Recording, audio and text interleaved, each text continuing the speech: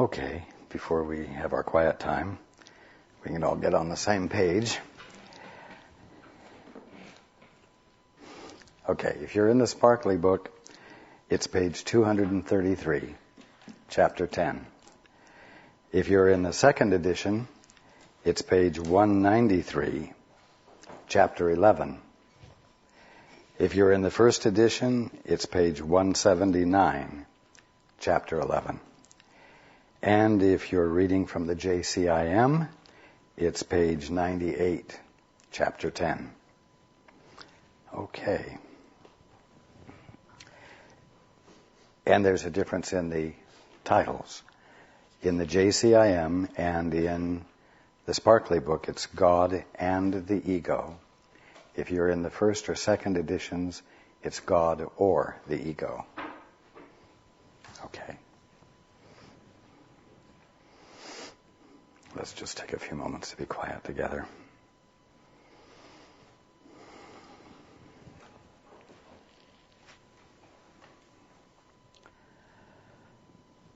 Okay. Good evening. And welcome to everyone who's joining us on the internet.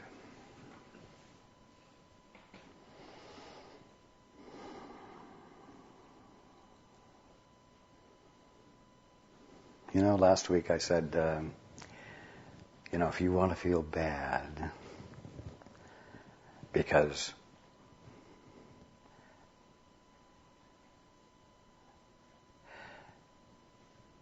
you're moving slowly in your process of awakening, or if you're feeling guilty for not trying hard enough, if you're feeling as though you're doomed to failure because you've been trying to know the truth for years to discover it, and look where you are. I said, if you want to feel bad because of those things, go ahead. But I want to reaffirm that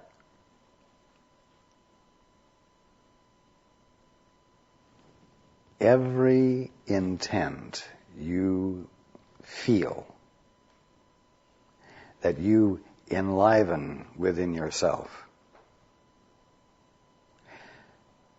to see the more of reality that is present than what you're presently seeing.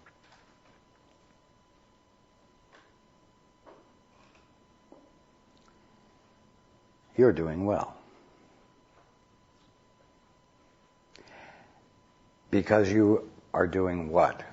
You are providing what I'm going to call the mental environment, your mental environment.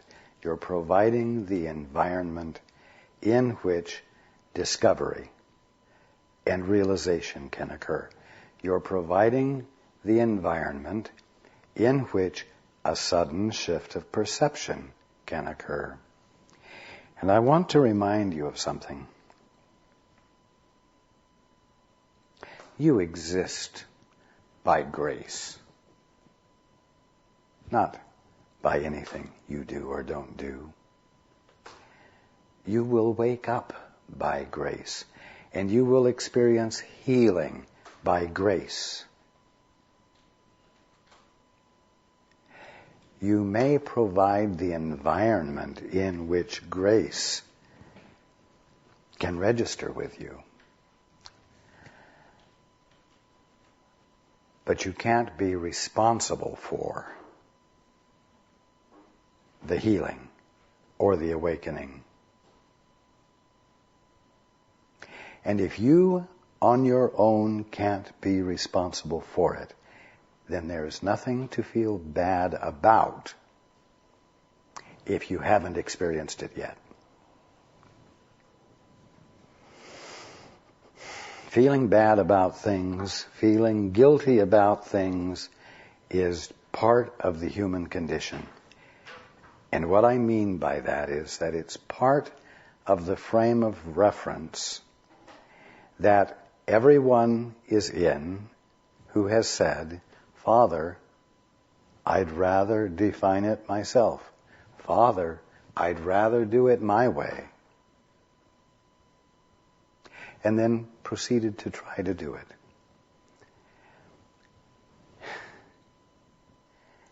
The impossible is being attempted.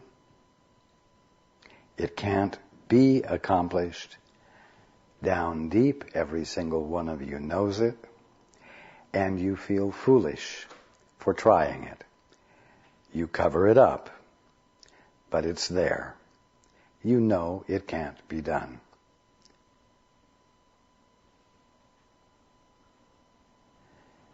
Because you feel vulnerable in that independent, so-called independent state.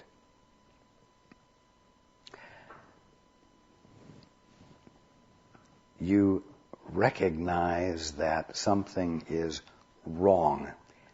And I mean by that out of kilter, out of sync.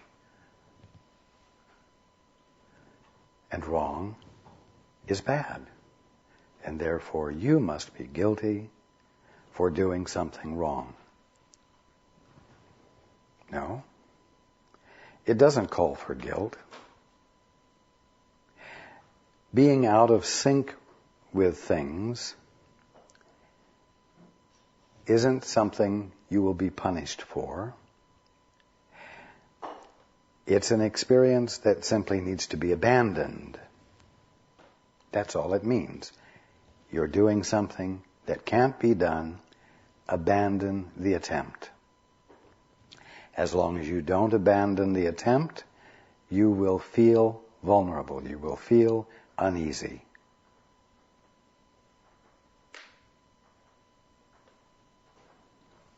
You will feel the out of syncness.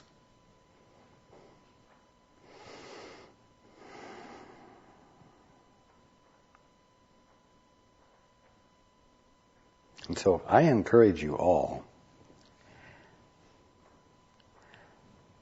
to forget about feeling guilty, to forget about feeling bad, to stop thinking that you know how much better you ought to be doing, and just energetically, enthusiastically engage your curiosity about each and everything you're confronted with. Father, I would like to see the more of what you're being. Right there, right there, right there. Than what I'm seeing. That invitation is a desire. Even if initially you think that desire is pure foolishness. It is a desire that nurtures or makes a nurturing environment for the light bulbs to go on, for the ahas to occur, for insight and revelation to take place.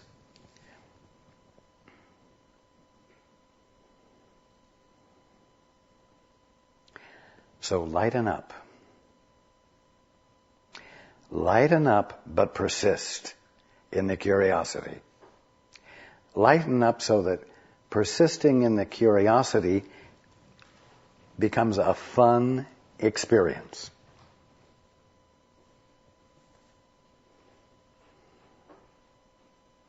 Not a heavy-duty one in which you're attempting to overcome all the sins you've engaged in by trying to do things all by yourself.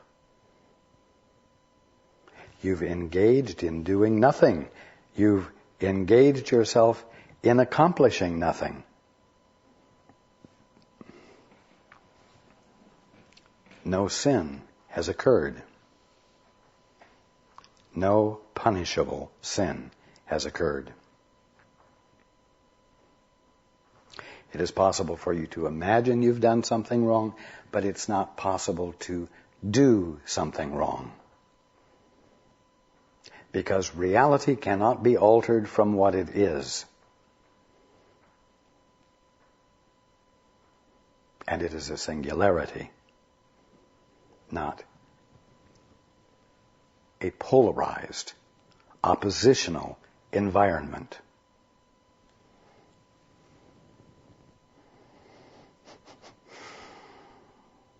So I'm encouraging you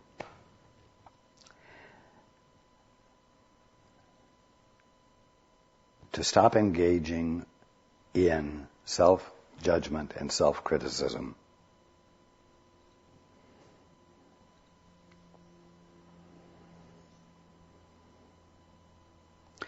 Grace occurs when you're not expecting it.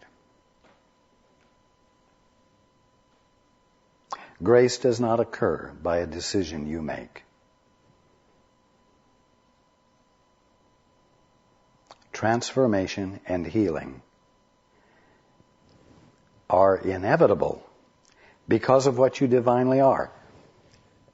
You know, we talked a couple of weeks ago about the only sure things are death and taxes. Well, that's not true. The only sure thing is that you will wake up. The only sure thing is that you will remember who you are, because you cannot totally forget who you are, and you cannot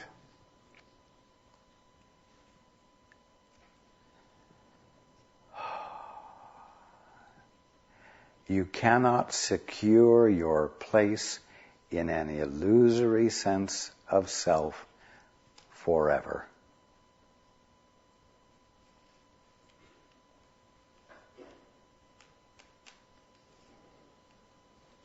Remember that.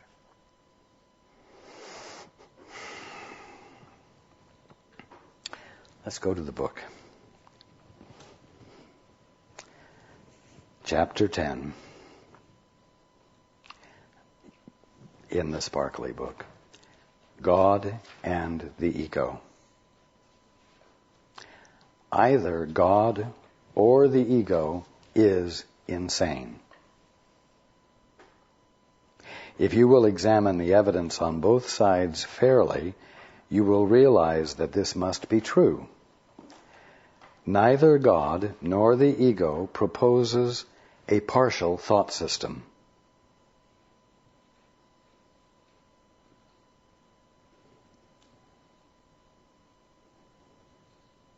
I want you to consider this image. You all look around you at your world through two eyes, and as a result you see a three-dimensional image. Everything you see is affected by, or your perception of everything you see is affected by the fact that you're looking with two eyes. Now let's say that you said, I'd rather see it a different way.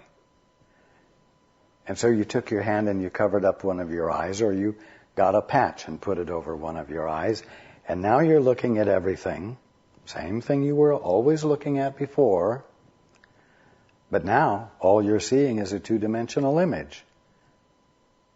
Flat. No sense of depth. And everything you see, your perception of everything, will be absolutely governed by the fact that you're only looking at it with one eye.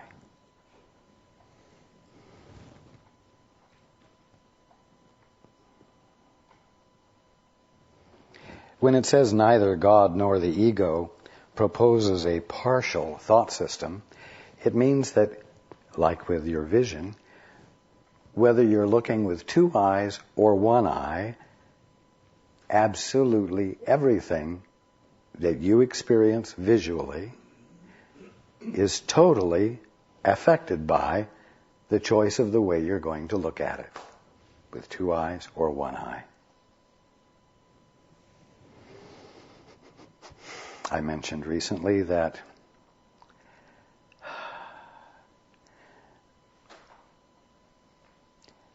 from the vantage point of the ego, everything is a singularity. Just as from the vantage point of God, everything is a singularity. And this is just a reaffirmation of that. Now, waking up is rather like somebody saying to you, open up your other eye. Other eye? You see, you've been looking with only one of your eyes for so long, you've forgotten that you have another eye. Another eye? Open my other eye? I don't know what you're talking about. Well, experiment a little bit. Squint your face around and see if you can make some other part of your face do something you haven't let it do for a long time. In other words, have a little curiosity. Explore a little bit. Have some fun venturing into an activity that you haven't ventured into for a long time, you see.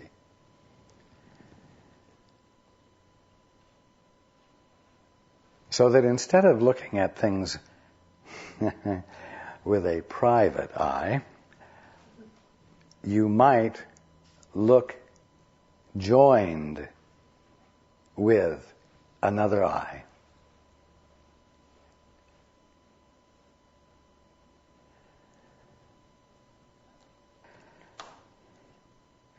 Neither God nor the ego proposes a partial thought system.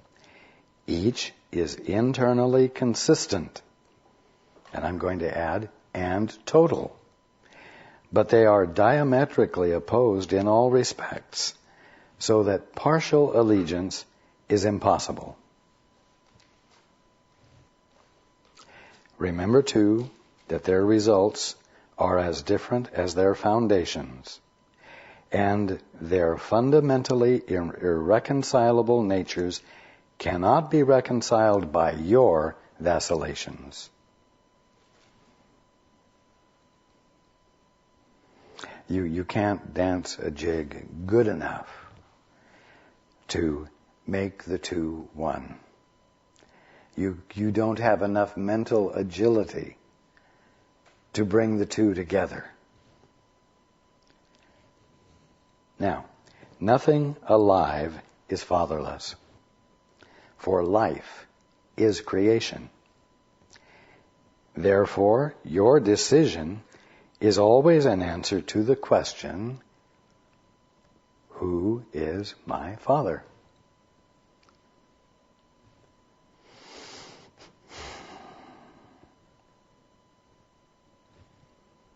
Remember that the God of sickness is a capacity you think you have to choose which God is real.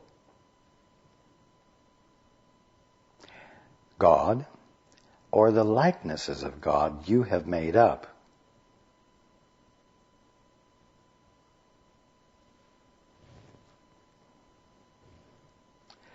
When you bow down to the likenesses of God that you have made up by redefining what God is being,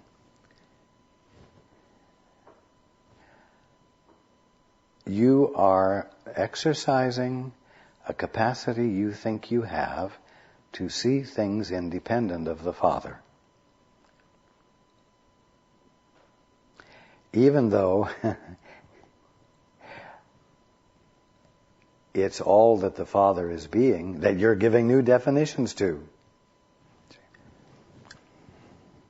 You see?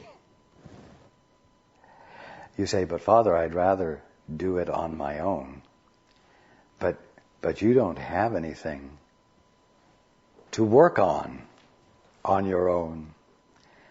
So you deny the Father while at the same time redefining the Father. Now that is called a split mind, in the sense that you are denying God by using what God is to accomplish the denial. That's not independence at all. It's a confused mind. You see?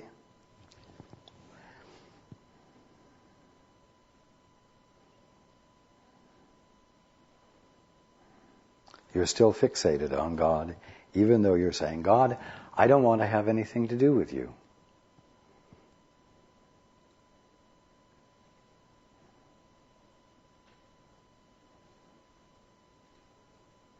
So you apply a little bit of torque, a little bit of bias to your experience of what God is being. And so that you can say, you see, what I'm seeing is not God.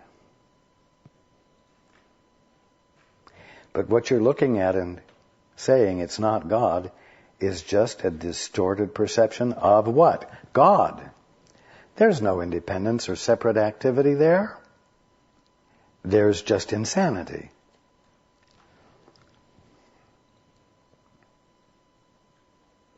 Now, what good does it do to know that? The good it does is that it helps you to realize that all the time you're working so hard to come back home, you are working with the fundamental raw materials of creation with a capital C. Meaning that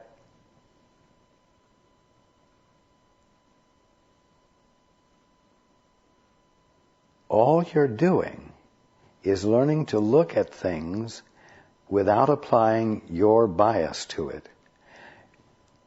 You're looking at the presence of God that you don't think is God, and you're saying, God, I want to see you there.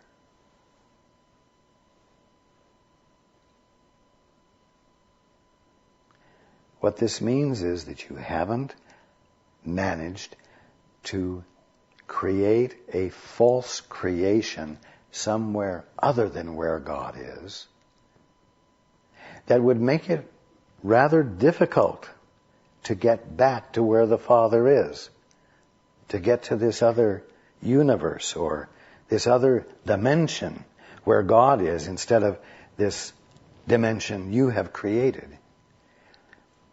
You're right in the middle of the kingdom of heaven with constant opportunity to discover the kingdom of heaven right in front of you where it's always been.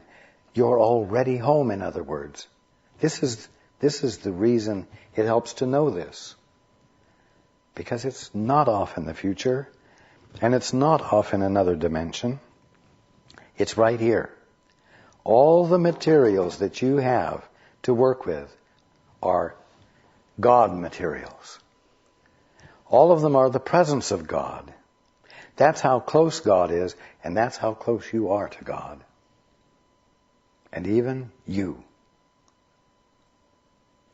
are not the definition you have made up about yourself. You are the expression of God. So every single one of you is in the best possible position you could be. You're already home. You are neither behind the point of perfection nor advancing toward it. And all it calls for you to do is to pay attention from that standpoint, with curiosity that understands that there isn't a whole lot to be accomplished. Just a shift of perception.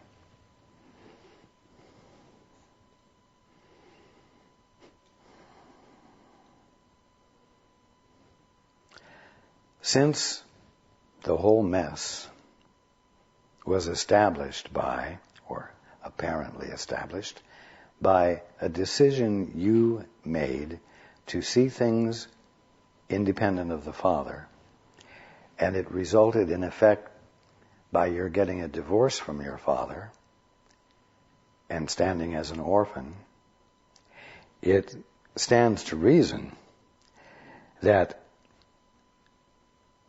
your waking up, your coming back home, will always rest on and proceed from your decision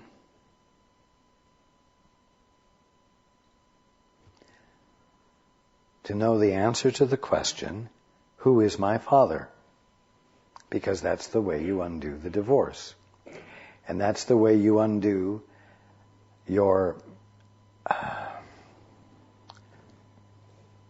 amnesia about your identity. Because the moment you invite the Father back in with an acknowledgement that you have a Father, you immediately lay the groundwork for you're experiencing yourself as the Father's offspring, which is your identity, in which lies your sanity and the end of your confusion.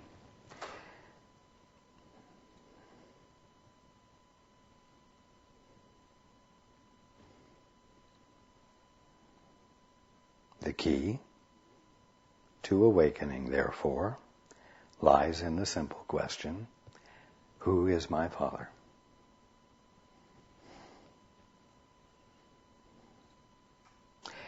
Again, therefore, your decision is always an answer to the question, who is my Father? And you will be faithful to the Father you choose.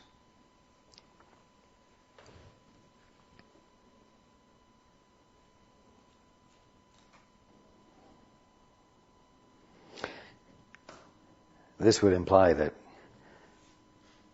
since the chapter is entitled God and the Ego, or God or the Ego, that they represent two fathers. And you will serve one or the other.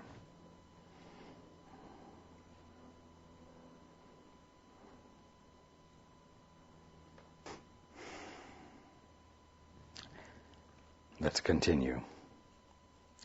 Yet, what would you say to someone who really believed this question involves conflict?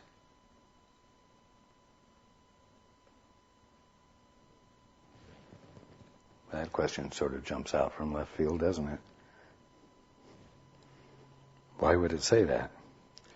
Why would that question be asked at this point? Yet, what would you say to someone who really believed this question involves conflict?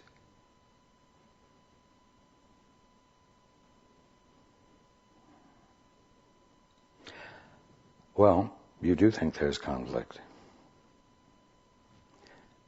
Because you think there really is an ego, and you think there really is a God, and you think that they really are opposed to each other, and they really are two actual presences at odds with each other. After all, you are serving one or the other. You're giving your allegiance to one or the other. You have a preference for one or the other.